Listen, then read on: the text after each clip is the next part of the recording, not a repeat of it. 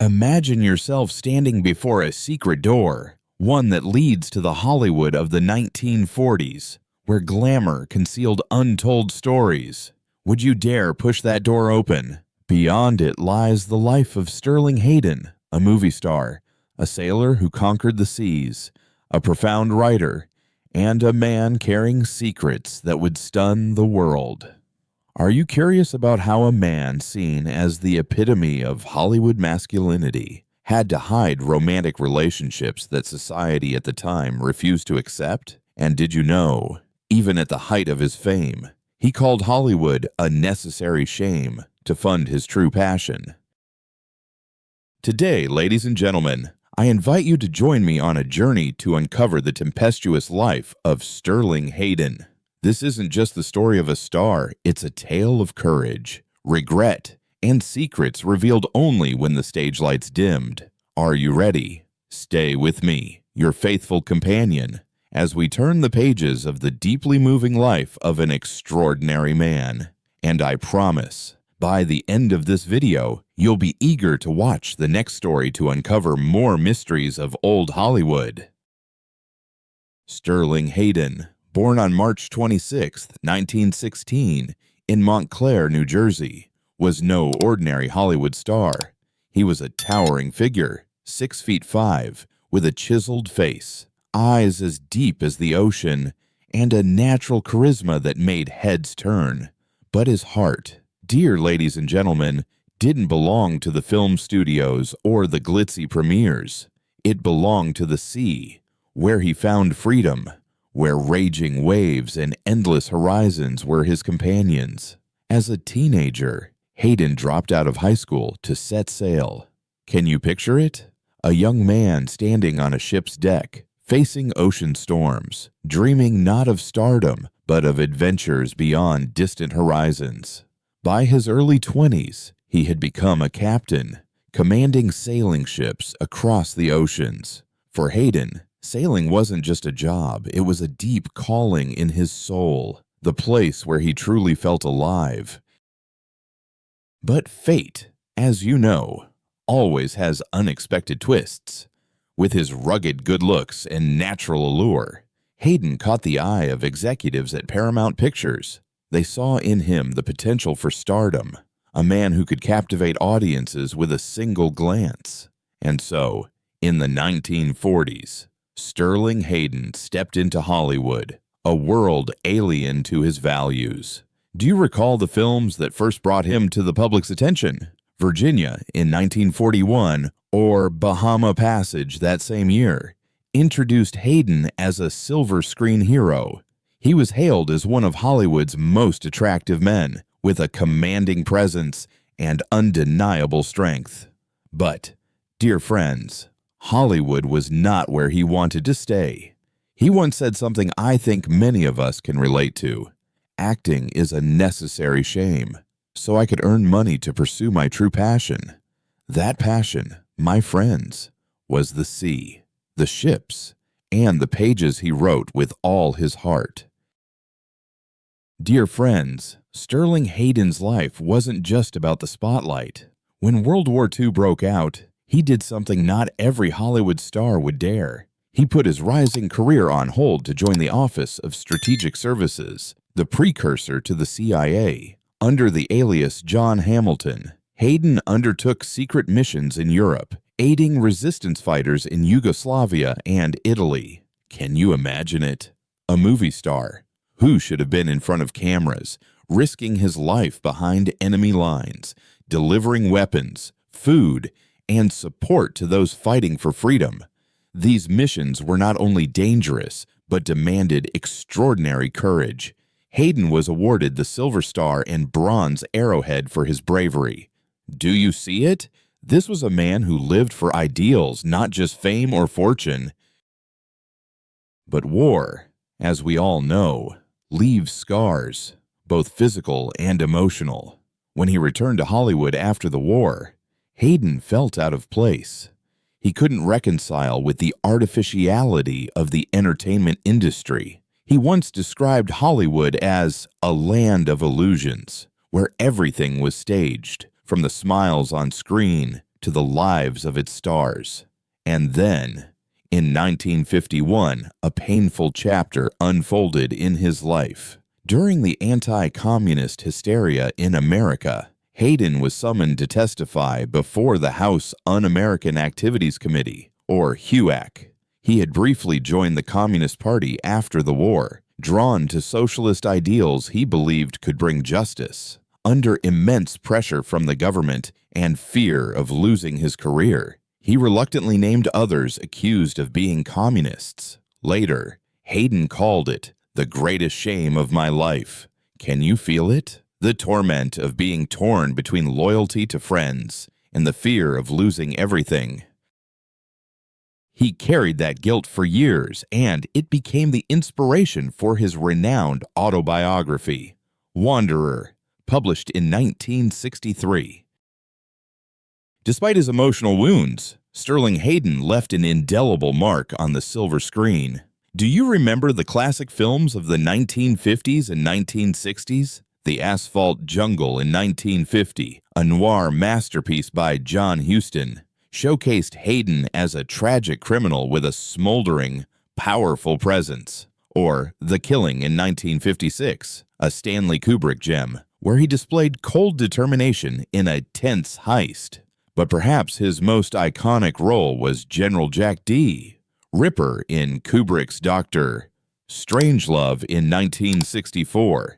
In this Cold War satire, Hayden portrayed a paranoid general with chilling, yet dryly humorous intensity, leaving a lasting impression on audiences. And who among us can forget his role as the corrupt police captain McCluskey in The Godfather in 1972? The scene where he's gunned down by Michael Corleone, played by Al Pacino, in a restaurant has become one of cinema's most iconic moments. Don't you agree that Hayden had a unique charisma, both powerful and profound, that made him stand out in every role, big or small? But Hollywood, dear ladies and gentlemen, was not the whole story of Sterling Hayden. He was also a gifted writer, whose works reflected not only his life but the voice of a man forever seeking meaning. His autobiography, Wanderer, published in 1963, is an unflinching journey through his voyages at sea, his roles, and his inner struggles. The book was praised for its honesty and vivid storytelling, allowing readers to see a Sterling Hayden not glamorous but vulnerable and yearning for freedom. Over a decade later, in 1976, he published the novel Voyage, an epic tale of the sea based on his own experiences. The book was not only critically acclaimed, but also earned him significant income, though he once lamented that much of it was lost to taxes. Do you see it? A man who is both a movie star and a writer, but above all, a soul ceaselessly searching for truth and freedom. Now, dear friends, we come to a part of the story that may surprise many of us. Sterling Hayden, the man once seen as the embodiment of masculinity, with heroic and rugged roles, hid a great secret throughout his career. In his later years, as he grew more introspective and open, Hayden began to share about his romantic and sexual relationships with male actors in the 1940s and 1950s. This was a shocking revelation, as Hollywood at the time was unforgiving to those who dared live authentically with their sexuality. Are you curious? Which names surfaced in this story? And why did these relationships have to remain in the shadows? One of Hayden's secret companions was Clifton Webb, an actor renowned for his elegance and talent. Webb, rumored to be gay but never openly so, often played aristocratic gentlemen or politicians on screen. Though their public personas were starkly different, Webb refined, Hayden rugged and sea-loving, they found deep understanding in living dual lives, one for the public, one for themselves. Hayden once shared that their conversations lasted for hours, revolving around art, masculinity, and the loneliness of hiding their true selves. Can you imagine it? Two men trapped by Hollywood's expectations, finding solace in secret moments where they could be themselves, if only briefly. Another was Anthony Perkins, the young star of Alfred Hitchcock's Psycho. Perkins, sensitive and introspective, carried shame from the pressures of fame and a strict upbringing. Hayden described Perkins as a wounded soul, and their encounters, often in secluded homes in Laurel Canyon or resorts in Palm Springs, were moments both beautiful and painful. Hayden once said that, despite the ever-present fear, those vulnerable moments with Perkins gave him a rare sense of freedom. Can you feel it? The conflict between the desire to live authentically and the pressure to hide, between love and the fear of judgment. Finally, Hayden mentioned Sal Mineo, the tragic young star of Rebel Without a Cause. Mineo, from a younger, bolder generation, was still constrained by Hollywood's unspoken rules. Their relationship was brief, but intensely emotional. Hayden described Mineo as brave, reckless, and haunting, admitting he was both protective of and drawn to Mineo's raw, emotional energy. This relationship left a deep mark on Hayden, especially as Mineo's career in life later ended in tragedy. Do you see it? These stories aren't just about love, but about the struggle to be oneself in a world full of prejudice and judgment.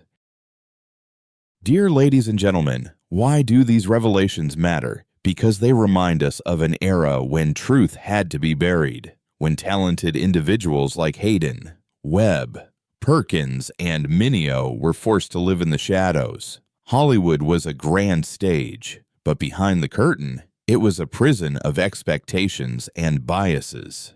When Hayden shared these stories late in life, he didn't do so for fame or scandal. He did it to honor the loves that shaped him, relationships he couldn't acknowledge in his youth. That, my friends, was an act of courage, a declaration that truth, however painful, deserves to be spoken. Sterling Hayden's personal life was as turbulent as his career, no less complex. He married 3 times, each marriage a different chapter in his life story. His first marriage to actress Madeleine Carroll, star of the 39 Steps, was a dazzling but brief union. Carroll, with her refined beauty and talent, was one of the 1930s most celebrated actresses. But the pressures of Hollywood, their differing lifestyles, and the demands of fame led to their separation. Do you think in another world they might have had a different ending? I believe many of us, looking back on our own relationships, have asked the same question.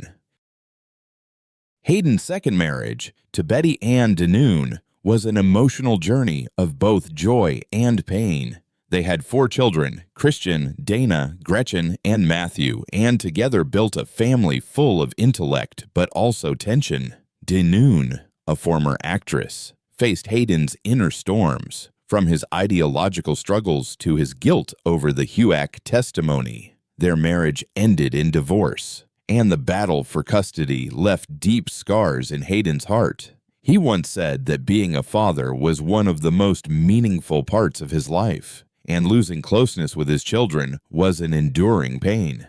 Have you ever experienced such moments when family, the most precious thing, becomes the source of the greatest sorrow? But, dear friends, light came to Hayden in 1960 when he married Catherine Devine McConnell. Catherine, with her steadfast nature and unconditional support, brought him the peace he had long sought. They had 2 children, Andrew and David, and together built a simple life in Sausalito, California. Catherine stood by Hayden through his voyages, his depressions, and his final years as he gradually withdrew from Hollywood. Their marriage lasted over 2 decades, until Hayden's death in 1986. Don't you agree that a partner like Catherine was the greatest gift in Hayden's tumultuous life? I believe in each of our hearts, there's someone we cherish for standing by us through every storm. Beyond acting and writing, Hayden left his mark in other fields. He ventured into television, appearing in series like The Star Lost, an ambitious sci-fi show, and Banachek, a humorous detective series. Though not always successful, these projects showed his willingness to experiment. He also starred in films like King of the Gypsies in 1978, exploring Romani culture, and Winter Kills in 1979, a dark political thriller. In 1980, he led in The Outsider and appeared in the hit comedy 9 to 5 alongside stars like Jane Fonda and Dolly Parton. These roles, whether large or small, proved Hayden was a versatile actor, always ready to take on challenges and unafraid of change. But Hayden's life wasn't always smooth. In 1981, he was arrested at Toronto International Airport for marijuana possession, an event that sparked controversy and reinforced his rebellious image. Do you think, in that moment, Hayden was trying to break free from society's constraints? Or was it simply an expression of the unrest deep within his soul? Either way, this incident added complexity to his public persona, cementing him as an icon of defiance. A man who lived by his own rules, regardless of judgment. In his final years, Sterling Hayden grew more reflective. Often surrounded by his grandchildren, he found peace in family, something he once thought unattainable during the peak of his career. He passed away in 1986 from prostate cancer, leaving behind a legacy not only on screen, but in the hearts of those who valued honesty and courage. The 1983 documentary Ferris of Chaos captured his extraordinary life, from his seafaring adventures to his iconic roles and his profound philosophical views on life. Do you see it? Sterling Hayden wasn't just a star, he was a philosopher, a seeker of meaning beyond the camera's lens, a man who dared to confront himself.